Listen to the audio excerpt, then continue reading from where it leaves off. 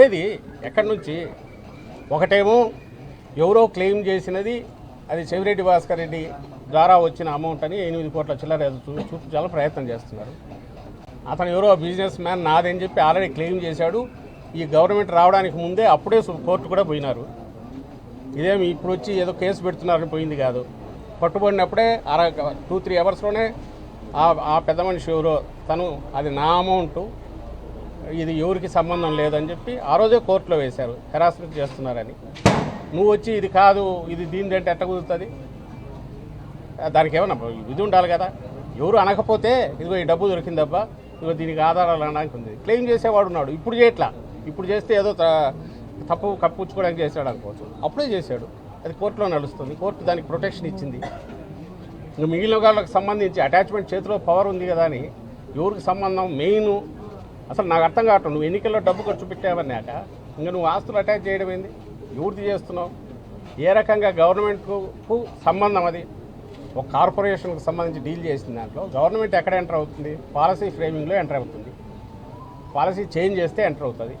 ఇక్కడ జరిగిన major policy change మా stated policy, YSR Congress party విధానానికి అనుగుణంగా చేసిన పాలసీ. అది ఊరికి రాగానే క్యాజువల్గా చేసింది కాదు.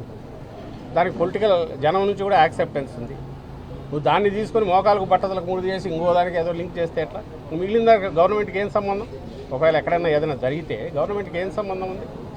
నువ్వు ఏ రకంగా ప్రూవ్ చేస్తావు అక్కడ?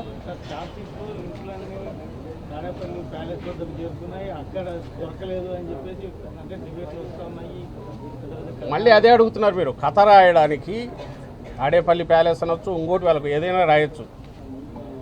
దాని మీద వాటి కాల్ ఈ కథను 2 రోజులు 3 రోజులు 10 మంది చేత అదే చెప్పించి తనకున్న ఈ ఎల్లో మీడియా కానీ లేదా ఆయన తయారు చేసుకుని ఫ్యాక్టరీలాగా ఫేక్ ఫ్యాక్టరీలు తయారు చేసుకుని యూట్యూబ్ ఛానల్స్ ద్వారా కానీ లేదా యూట్యూబ్ ఛానల్స్ కంటే దిగదారి వ్యవహరిస్తున్న టీవీ ఛానళ్ళు కానీ వాటి ద్వారా మీద ఒకే అబద్ధం 100 సార్లు చెప్పించినంత మాత్రం అది నిజం కాదు.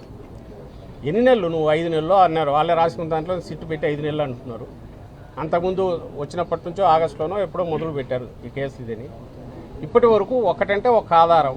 నువ్వేమిది అటాచ్ చేయడం మీది కూడా చేయొచ్చు. రేపు మీరు ఇక్కడ మీరు నేను కూర్చొని మాట్లాడుకుంటున్నాం. పోయిన తర్వాత కన్సైగా చేసినా నేను వచ్చినా మీ అకౌంట్లో డబ్బు పడింది, ఎక్కడి నుంచి అంటే అక్కడి నుంచి పడింది, అది నాదే అని చెప్పొచ్చు. ప్రూవ్ అయ్యేది ట్రయల్లో వచ్చి చేయాల్సింది కదా. అప్పుడు చూసుకుందాం. ఈలోగా అయిపోయి హెరాస్మెంట్ అయిపోతుంది, ఎత్తి జైల్లో వేయచ్చు.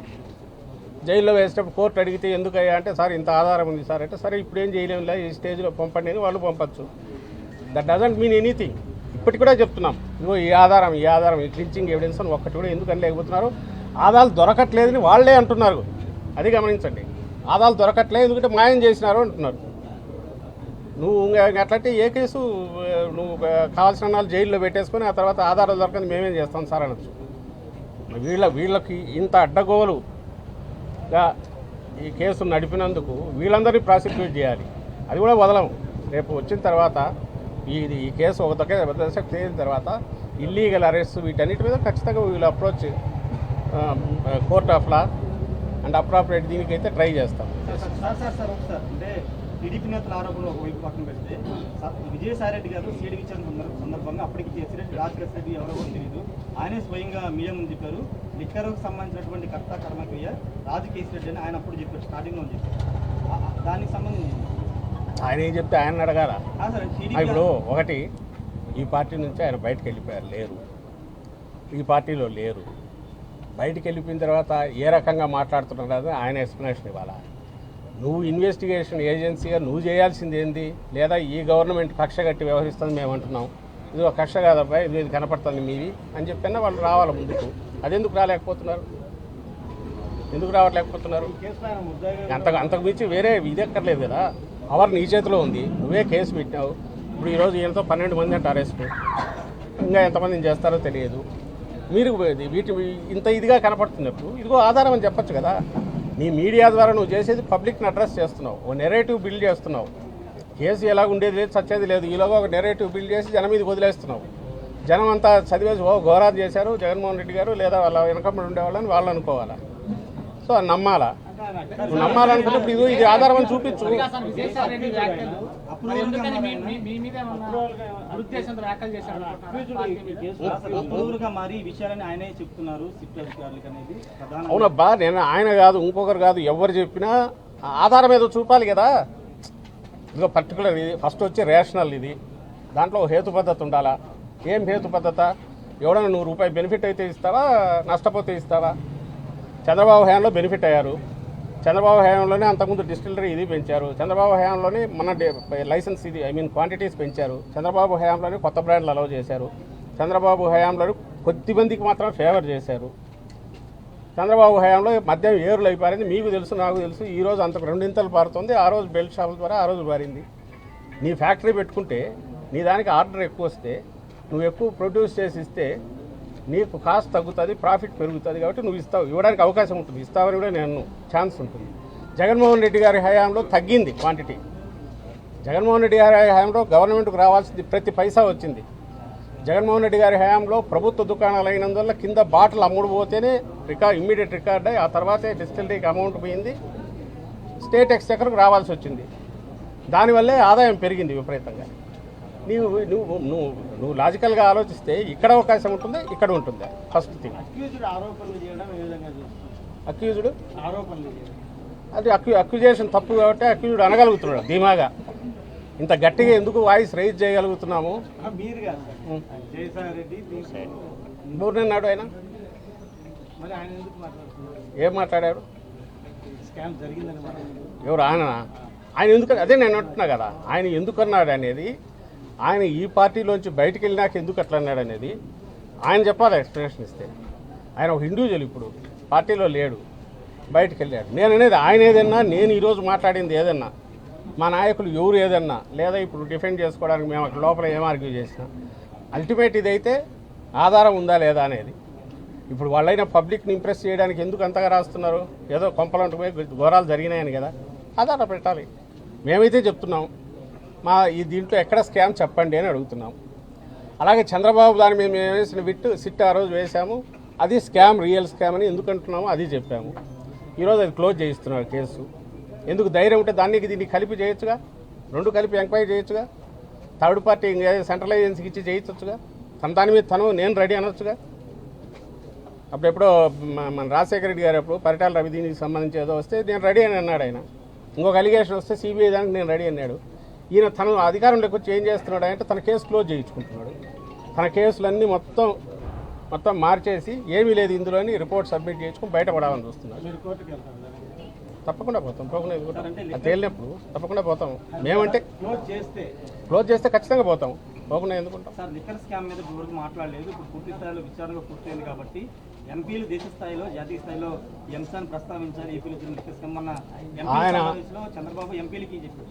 ఆయన ఒక కథ దాన్ని వెళ్ళి ఇదేమన్నా చేసేదానికి ఏదైనా చెప్తూనే ఉంటాడు, రాయడానికి వాళ్ళు ఉన్నారు. ఈయన చెప్పకపోయినా ఆయన చెప్పాడని వీళ్ళు రాస్తారు. ఈనాడు, జ్యోతి ఇక్కడ కూడా ఉన్నట్టు పెట్టింటే వీళ్ళే చేస్తారు. ఆ కథలు ఎలాగో నడుస్తూ ఉంటుంది. కథ పరంపర అది ఆగేది కాదు, అది ఎంతకాలమైనా నడుస్తూనే ఉంటాయి. అలాగే దీనికి సంబంధించినంత వరకు ఆధారాలు ఏదైనా ఉన్నాయంటే మరి మన చంద్రబాబు నాయుడు గారు ఆయన ఇప్పుడు ఓటుకు నోటు కేసు దగ్గర నుంచి తీస్తే ప్రతి దాంట్లో ఆయన లేనిది ఎక్కడో చెప్పండి. ఆ కేసులో రేవంత్ రెడ్డి ఆయన బ్యాగ్తో సహా పట్టుపోయా, మన వాళ్ళు బ్రీఫ్డ్ మీ అని ఈయన ఛార్జ్షీట్లో 10 సార్లు ప్రస్తావనకు వచ్చా. ఈరోజు రాసినారే ఛార్జ్షీట్లో జగన్మోహన్ రెడ్డి గారి ప్రస్తావన. అవును, నీ పెన్ను నీ పేపరు నువ్వు పెట్టుకున్నాడు, అది రాయక ఏం రాస్తాడు? అక్కడ ఆ రోజు నీ కంట్రోల్లో లేనివాడు అక్కడ వచ్చినా మరి అది బయటికి రాకుండా ఇది చేసుకున్నారు.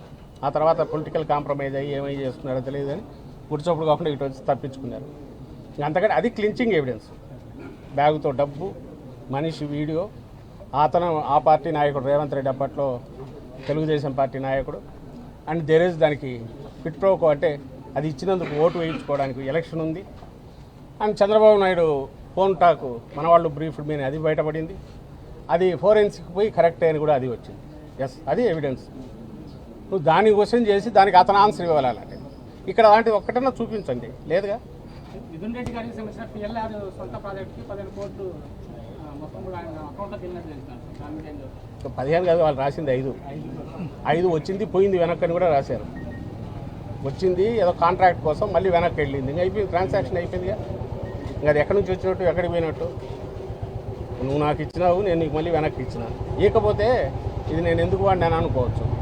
అవి కూడా ఒక కార్పొరేట్ దీనికి సంబంధించినవి జరిగిండొచ్చు రకరకాలు. అందరూ ఈ స్టేట్లో ఉండేవాళ్ళు, ఇక్కడ ఉండేవాళ్ళు, బిజినెస్ చేసుకునే వాళ్ళు 500 జరిగిండొచ్చు. బట్ అది కూడా వెనక్కు పోయిందంట. దాన్ని అంతకుమించి లాగలేకపోతున్నాడు. అదేదో ఎలక్షన్ టైంలో 8 కోట్లు దొరికిందని దాన్ని బిగించి దీన్ని చూపాలని, ఇది ఒక 5 కోట్లు వాళ్ళ దగ్గర నుంచి వీళ్ళకి వచ్చింది చెప్పాలి. ఇట్లాంటివి సంబంధం లేనివి ఇండిపెండెంట్గా జరిగిన అంశాలు ఎక్కడన్నా ఉంటే ఎక్కడ ఏది దొరికితే అది తీసుకొచ్చి బలవంతంగా దీనికి ఎట్లా గుదిగుచ్చి చేయాలనేది ట్రై చేస్తున్నారు. అదేం నిలబడట్లా, అది వాళ్ళు ఫెయిల్ అవుతున్నారు. కొద్దిసేపు క్రితం ఆంధ్రప్రదేశ్ కాంగ్రెస్ కమిటీ వ్యవహారాలు చూసే మాణిక్యం ఠాగూర్ దాని గురించి ఎందుకు మాట్లాడారు అసలు?